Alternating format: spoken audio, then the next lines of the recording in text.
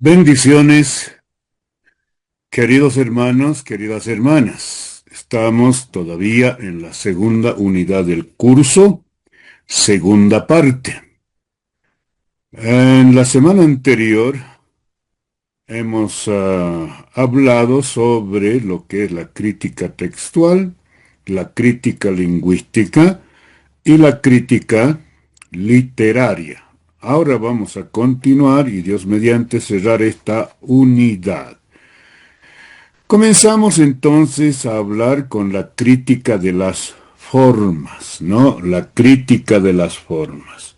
Ahora es interesante cuando hablamos de la crítica de las formas, estamos entrando al punto de la crítica de los géneros literarios, ¿no? Y entonces de que cada parte de la literatura, en este caso bíblica, no es lo mismo, no es lo mismo. Entonces vamos, ¿cuál es el concepto de la crítica de las formas? Listo.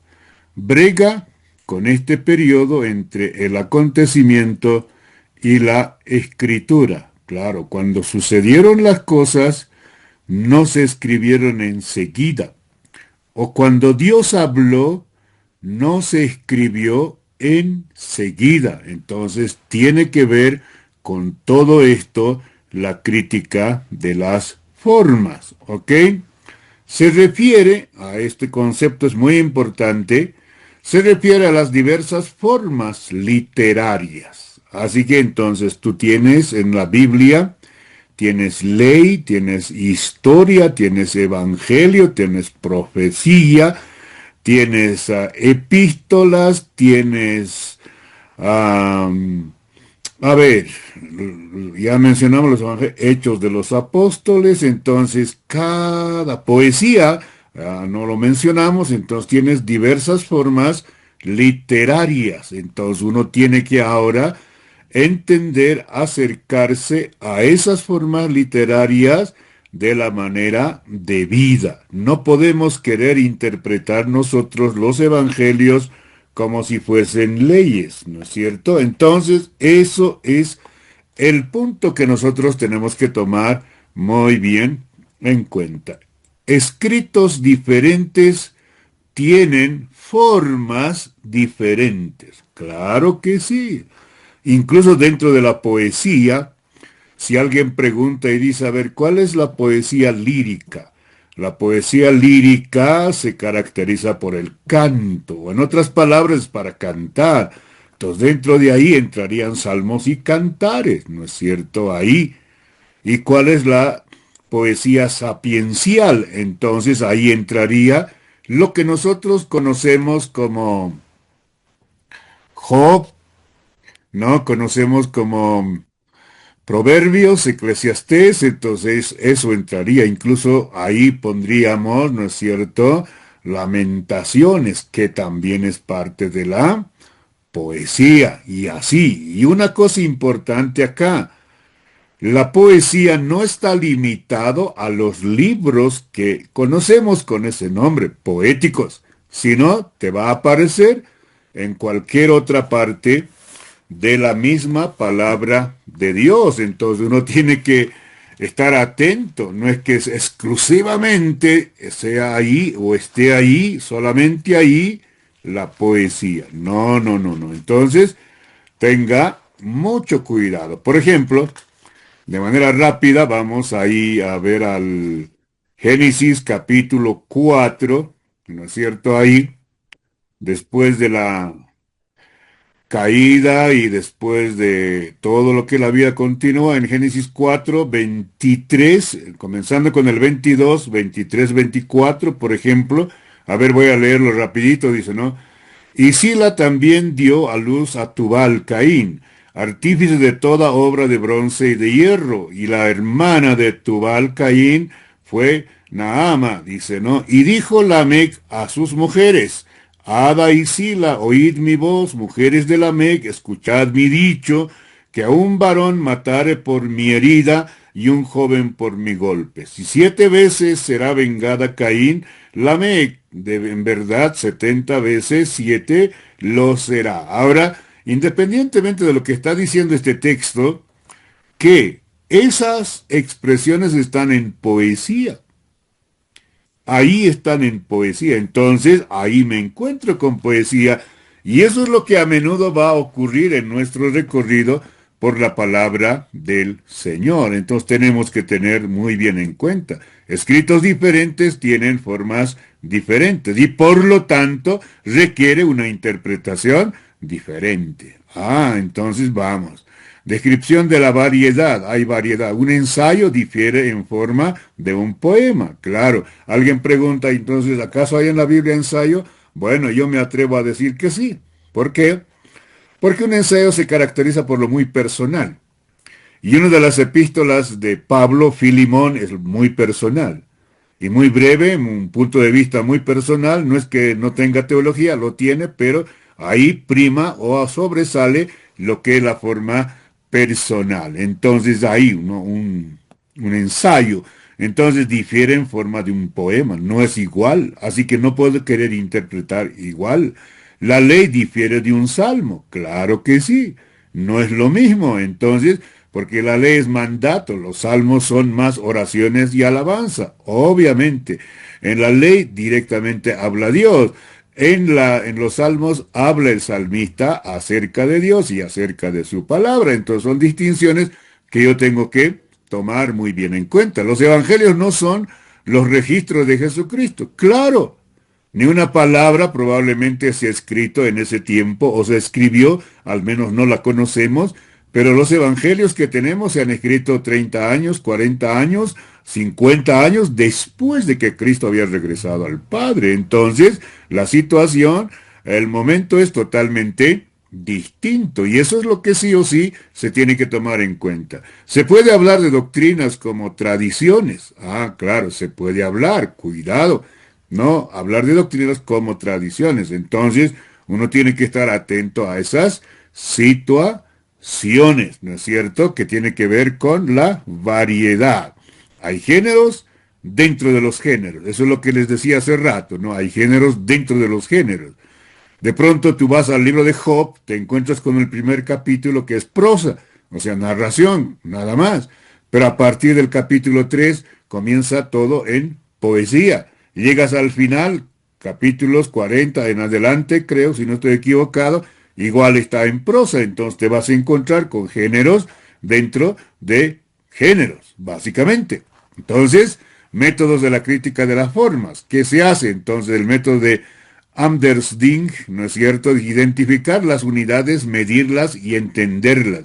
Entonces tú tienes que tomar en cuenta todo lo que está realmente incluyendo ahí, ¿no? Y cuán uno es realmente ese relato o esa parte que está hablando. Descubrir el género o tipo, ¿no? A ver, ¿qué género es allí? Por ejemplo, si tiene una narración, entonces, pero la narración, ¿dónde comienza y termina? Y tienes que tomarlo el total, no solamente una parte. Eso es importantísimo. Establecer el contexto sociológico, cultico y legal. Eso, el contexto siempre va a ser muy importante, necesario, ¿no es cierto? ¿Qué estaba pasando? Especialmente esto en los salmos, por ejemplo. Cada salmo tiene su contexto sociológico, cultico también, y en muchos casos legal. ¿Qué estaba pasando? ¿Cuál era su entorno? ¿No es cierto? Ahí. Determinar el propósito del pasaje bíblico. ¿Por qué se escribió? ¿Cuál es el fin? ¿No es cierto? Entonces son tareas que toman en cuenta quienes hacen la crítica de las formas. ¿No es cierto? Ahí. Perdón. Metas de la crítica de las formas. A ver, ¿cuáles son sus metas? Ahora es relacionar los varios tipos de formas en los que pueden ser divididas las narraciones bíblicas. Ok, entonces eso es, ¿no? Relacionar los varios tipos de las formas. Entonces uno tiene que conectarlas, ¿no? En los que pueden ser divididas las narraciones bíblicas. Entonces uno tiene que meterse y trabajar en ese sentido, ¿no? Y hasta dónde determinar la situación vital de la iglesia primitiva, ¿no? En este caso hablando de los evangelios o hablando del libro de los hechos, ¿no es cierto? Entonces uno tiene que mirar esos aspectos básicamente, eliminar las capas que han sido añadidas. Ahí está un asunto que uno tiene que tener cuidado. Entonces, aunque aquí hablamos en un enfoque más histórico, todo lo que quieran, pero sin embargo aquí siguen siendo importante lo que son los manuscritos, ¿no? Los manuscritos. Cuanto más cerca a los originales, mejor, ¿no es cierto? Entonces, tiene que ver con eso, ¿no? Enfoque de la crítica de las formas. ¿En qué se enfoca? Básicamente es determinar los rasgos característicos de un tipo concreto de literatura, ¿no? Entonces, si es evangelio, ¿cuáles son sus rasgos característicos de este tipo de literatura? Eso es lo que se tiene que determinar. O si es un poema, un salmo, entonces, ¿cuáles son las características? Ahora, dentro de los salmos tenemos, pues, los géneros, ¿no? En el mismo salmo, por ejemplo, salmos mesiánicos, salmos didácticos, salmos nacionales, y bueno, tenemos ese tipo de salmos, ¿no? Entonces, salmos reales, por ejemplo, entonces uno tiene que identificar, por ejemplo, lo más complicado, los salmos son los salmos imprecatorios, ¿no? A ver, ¿cómo identificamos los salmos imprecatorios? ¿Cuáles son las características de los salmos imprecatorios? Entonces uno tiene que meterse en esa tarea. Es reconstruir la tradición oral detrás de los evangelios y de otros libros, básicamente, ¿no? Entonces esto tiene que ver con ese enfoque de una forma particular, ¿no? Reconstruir la tradición oral detrás de los evangelios o de otros libros, la tradición, cómo se ha venido manteniendo, qué ha pasado. Entonces, todo aquello es una tarea muy ardua. Es reconstruir las unidades en forma preescrita, o sea, cómo estaban, cómo se mantuvieron, tal vez hayan fragmentos y cosas como esas, entonces, cómo se mantuvieron ese contenido de X libro, en este caso Evangelios, o también puede ser cualquier otro libro, pero cómo se mantuvieron. ¿Por qué? Porque siempre hay una distancia entre la revelación y la inspiración. Dios reveló, habló, sí, pero pasó bastante tiempo y luego vino la inspiración cuando se registra esa revelación de Dios. Entonces ahí está el asunto del preescrito, ¿no es cierto? Ahí entonces tome muy bien en cuenta aquello. Crítica histórica. Esto es otro trabajo. Ya, su nombre lo dice, entonces tengo que meterme a la historia. Concepto crítico de la historia. Surge de la duda de la persona de Jesucristo y de su obra como Mesías. Entonces esto está más enfocado en los evangelios de una forma específica, ¿no? Pero sin embargo ayuda a trabajar en ese asunto en el resto de los libros también. Pero ahí está, crítico, ¿no? Surge de la duda de la persona de Jesucristo y de su obra como Mesías. Entonces, ¿esto por qué? Porque para el trasfondo judío, ortodoxo conservador, es que Jesucristo es un impostor. Entonces no puede haber sido el Mesías prometido del Antiguo Testamento y por lo tanto desde ahí comienzan a cuestionarse lo que son los evangelios. Es la historicidad, ¿no? Es decir, con su procedencia y sobre todo con el contexto histórico que lo originó, ¿no? Ahí, entonces, ¿qué pasó?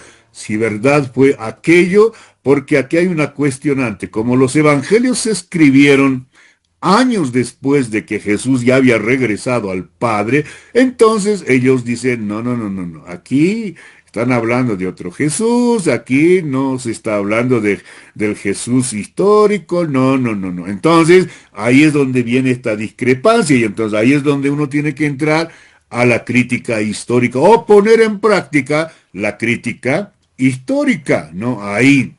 Entonces, fija las técnicas para fechar documentos, o sea que entonces trabaja con eso, ¿no? De fijar las técnicas para fechar documentos, entonces está muy ligado con la arqueología este trabajo, ¿no? Por eso ahí está, ¿no? Son la paleografía y la arqueología. Entonces trabajan aquí, ¿no? Y ustedes saben que los arqueólogos conocen, miran la tierra, esta capa pertenece a este periodo, esta otra capa, y así sucesivamente analizan. Entonces tiene que ver con eso. La clave, los sucesos que se relata, a ver si son ciertas o no son ciertas. Entonces ya va enfocado en ese sentido. Comprobar la información encontrada en las fuentes bíblicas. Ahora, la arqueología ha hecho un gran trabajo y ha ayudado bastante a la iglesia, ¿no? Incluso a la revelación de la palabra de Dios, porque ha venido confirmando aquellos relatos de los que habla la palabra del Señor. Entonces, pero hay que estar seguro a aquello. ¿Cuán cerca está el documento a los hechos que relata? Ese es justamente el objetivo, la razón por la cual se hace la crítica histórica, ¿no? Entonces, tomando esos parámetros que mencionamos ya, entonces va a ir fechando los documentos. Por eso se llama, fija las técnicas para fechar, documentos, ¿no es cierto? Es refrendada por otras fuentes. Aquí no se va a quedar solamente que mirando los datos, los documentos que hay, sino va a ir a otros, ¿no es cierto? Tal vez, si quiere hablar de los evangelios, tal vez vaya a Flavio Josefo, a el historiador judío, ¿no es cierto? Y a otros referentes de ese tiempo, ¿no es cierto? Entonces, esa es la razón, queridos hermanos, principios de la crítica histórica, que Jesucristo es una persona histórica. Ah, claro, pero esto es algo negado por otros grupos como humanistas alemanes que pensaban que no, ¿no es cierto? Entonces, esto es, o decían que el Jesús histórico no es el mismo Jesús de la fe. Entonces, hay esos conflictos y por lo tanto, entonces aquí esa es una premisa con que trabaja la crítica histórica. Los hechos sobrenaturales de Cristo siguen siendo históricos, claro, porque pasaron en la historia. Ahora, esta respuesta viene a los filósofos existencialistas, ¿no? De Alemania, como son Bultmann y otros, ¿no es cierto? Rudolf Bultmann, entonces, que decían que los hechos sobrenaturales son mitos. Por lo tanto, el Jesús histórico probablemente nunca existió, pero el Jesús de la fe sí es una realidad, pero hay que desmitologizar el Evangelio para que podamos llegar y tener nosotros al Cristo de la fe. Bueno, entonces ese tipo de cosas encontramos ahí.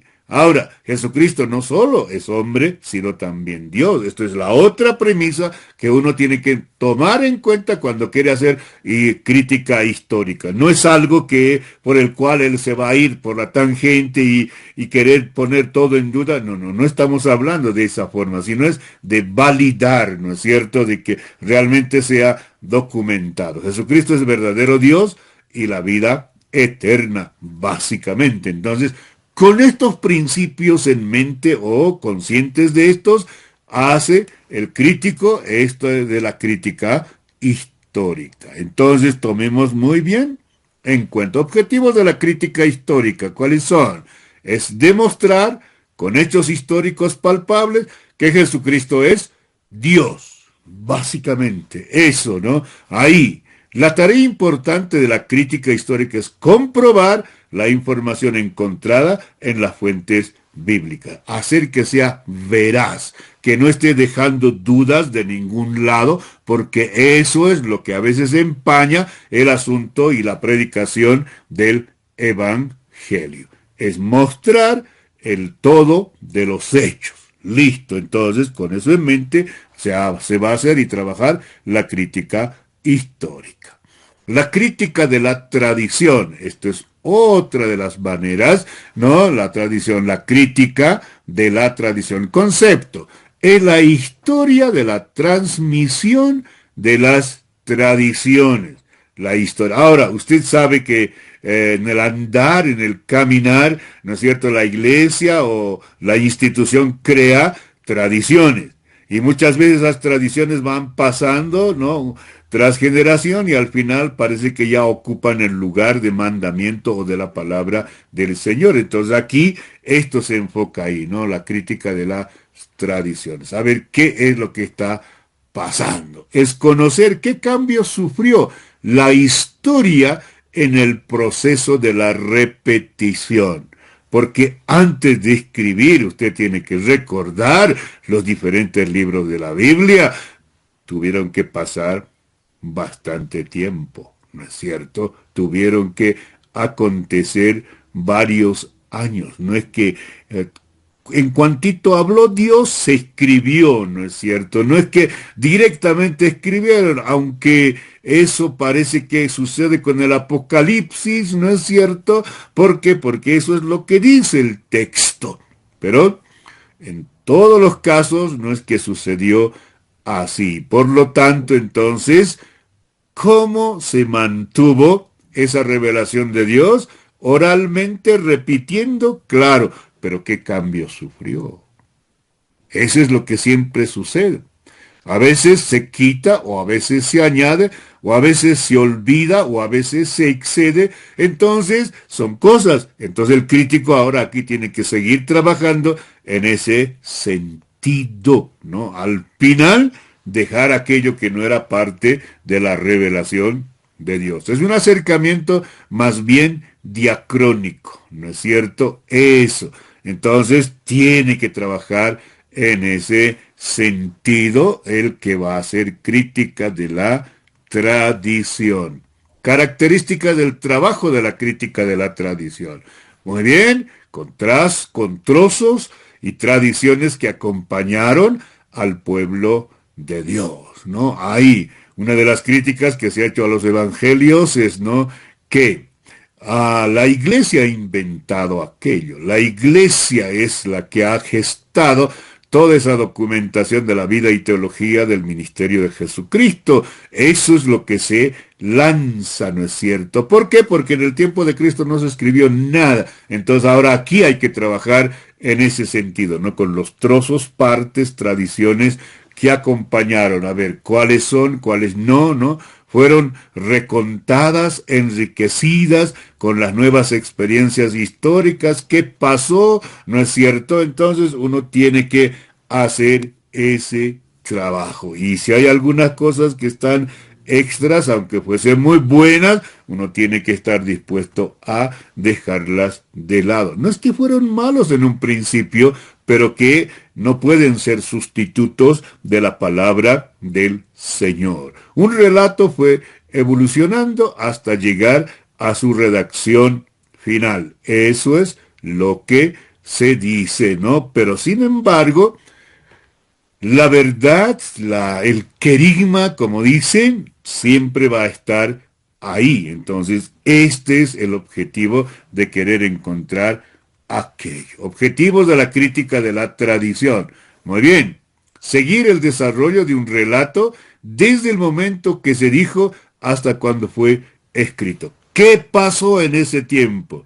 ¿Qué cosas fueron añadidas? ¿Qué cosas sufrieron modificaciones? Entonces ahí es donde va a trabajar para establecer lo que debía de ser y lo que está correcto, ¿no? Es reconstruir la historia de la unidad literaria. En este caso puede ser un libro completo o puede ser un salmo completo. Bueno, pero ya una sección completa, ¿no es cierto? Entonces ahí reconstruir la historia de la unidad, ¿no es cierto? Es conocer qué cambio sufrió en el proceso de la repetición y tienes que estar ahí, claro, ¿no? Entonces, en ese sentido tiene que ver esto con los objetivos. La crítica de la redacción. Entonces, otro, claro, tú dirás, parece reiterativo, pero sin embargo, tiene también su importancia, ¿no? Ahí, en el concepto de la crítica de la redacción,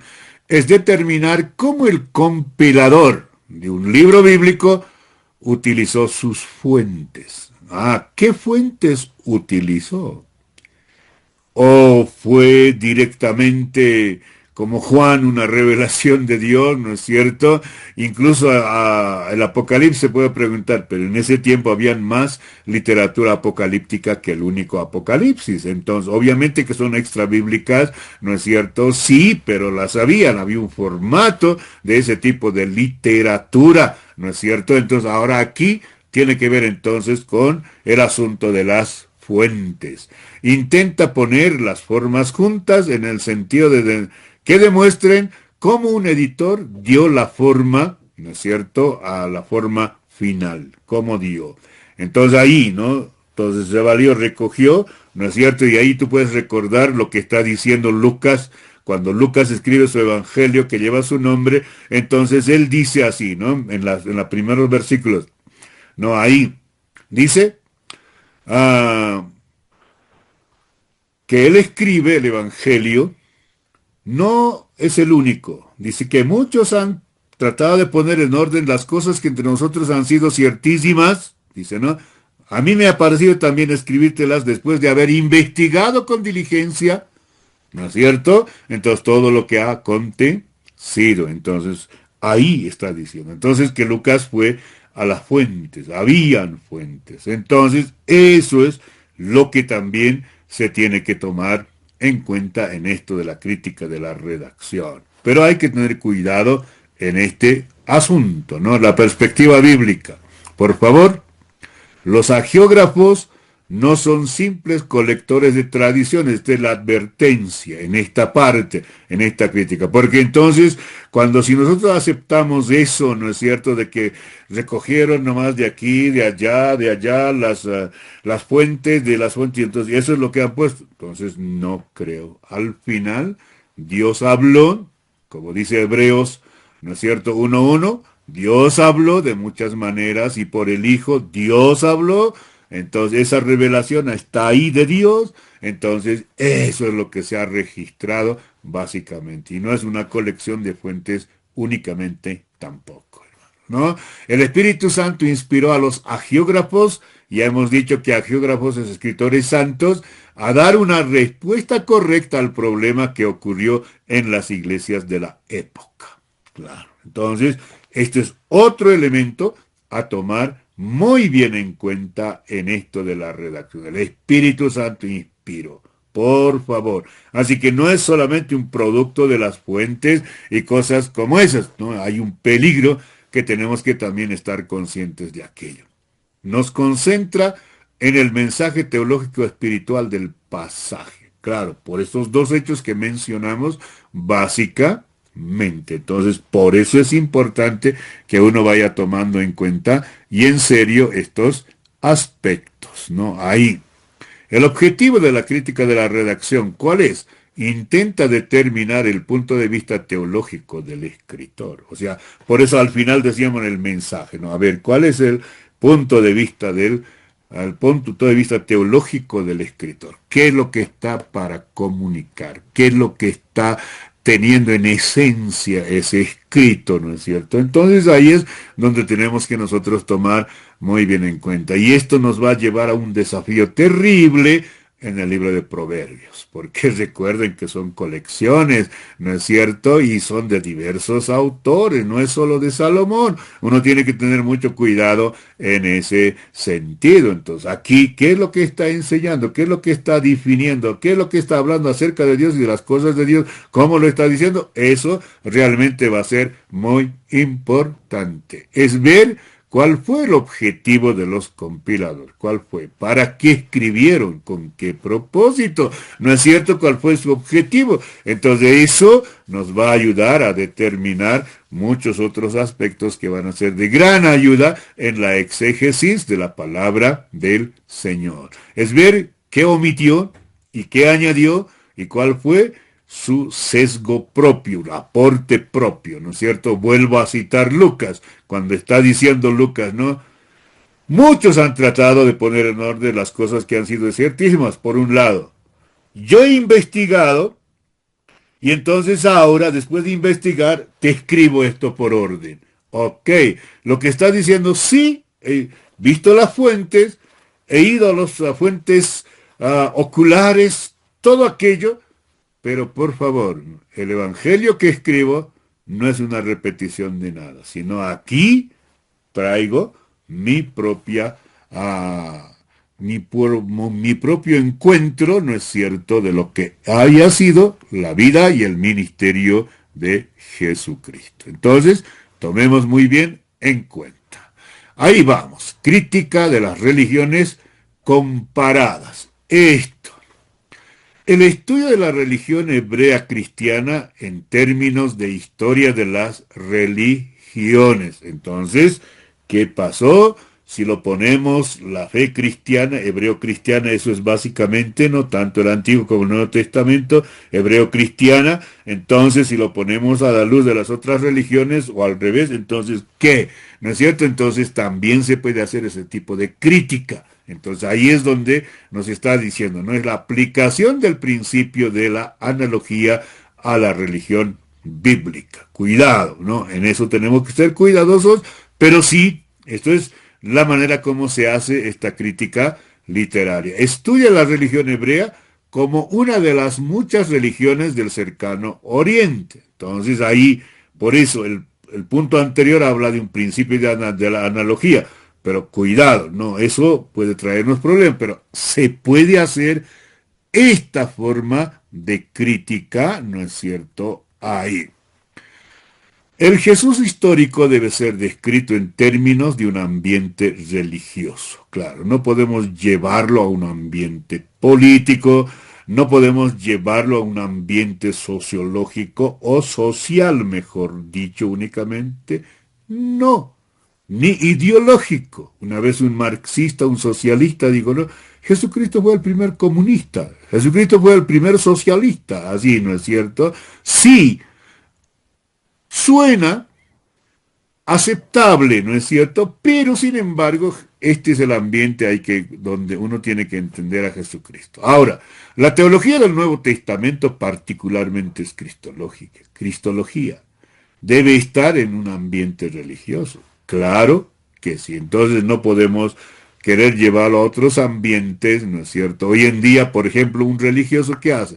Lo lleva a Cristo como un líder muy importante, pero no como el Mesías, no como el Salvador, ¿no es cierto? O otro, por ejemplo, le lleva en un ambiente humanista y entonces dice, ah, Jesucristo, claro, una buena persona, realmente un modelo para la humanidad genial, pero no es el Salvador del mundo. Ah, cuidado con eso, ¿no es cierto? Entonces tenemos que tener cuidado nosotros. La crítica no concuerda con la información del Nuevo Testamento. Este es el problema, el riesgo que uno tiene que tener cuidado en este acercamiento. Pero sin embargo se reconoce la crítica de las religiones comparadas desde esa perspectiva, ¿no? Ahí.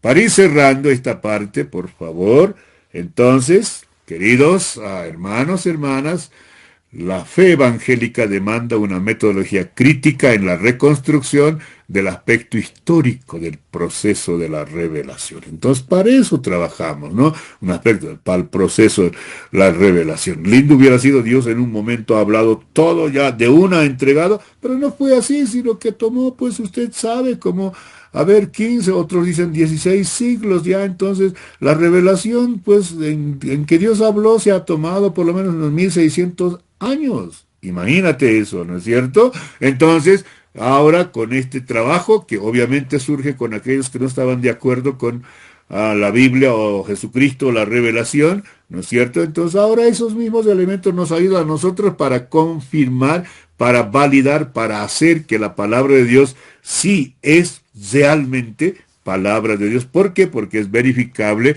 porque se puede comprobar, porque es sostenible en el tiempo. Pero sin embargo, necesitamos una metodología crítica en la reconstrucción del aspecto histórico del proceso de la revelación. La Biblia es la palabra de Dios en las palabras de los hombres. Eso, ahí está un gran desafío. Dios habló, cierto, pero los hombres, los santos escritores, escribieron el lenguaje que manejaban ellos, el idioma que hablaban.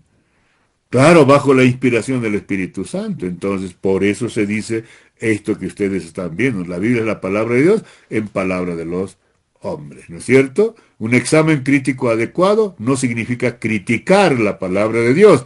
Conste. No, no, no. Un examen crítico adecuado no significa criticar la palabra de Dios, sino todos aquellos elementos que aparentemente hacen cuestionable la palabra, entonces justamente a quitarlo, aclarar esos aspectos para que la palabra de Dios siga siendo palabra de Dios. Queridos hermanos, hermanas, con esto cerramos lo que es la segunda unidad. Entonces ahora usted, cada uno tiene que tomar un punto y una de las críticas, ¿no es cierto? En este caso hemos hablado de la crítica textual, lingüística, literaria, hemos hablado de la crítica de las tradiciones, de las formas, hemos hablado de la redacción, hemos hablado de la crítica histórica, hemos hablado, este último, la crítica de las religiones comparadas, ¿no es cierto? Entonces ahora usted tiene que hacer un trabajo práctico, tiene que escoger un pasaje bíblico y tiene que hacer una de estas críticas. Una nomás. No te pido que hagas toda. Alguien puede escoger la crítica textual, quién sabe. Otro puede escoger la crítica histórica, pero tiene que hacerlo, ¿no es cierto? Ese trabajo práctico, como parte de esta unidad, pero sin descuidar que tu trabajo es leer el libro de René Kruger y luego al final del curso hacer un reporte completo del libro. Eso no lo descuiden. Pero sin embargo, esto es de esta unidad 2, ¿no? De estas críticas, usted toma un pasaje bíblico y luego va trabajando lo que es la crítica, no la que escogió. Ahora, más tarde puede ser que yo deje algunas indicaciones sobre eso, pero esto es lo que tenemos en esta unidad como tarea. Espero que estén realmente aprovechando, que Dios les bendiga. Adelante, queridos hermanos, hermanas.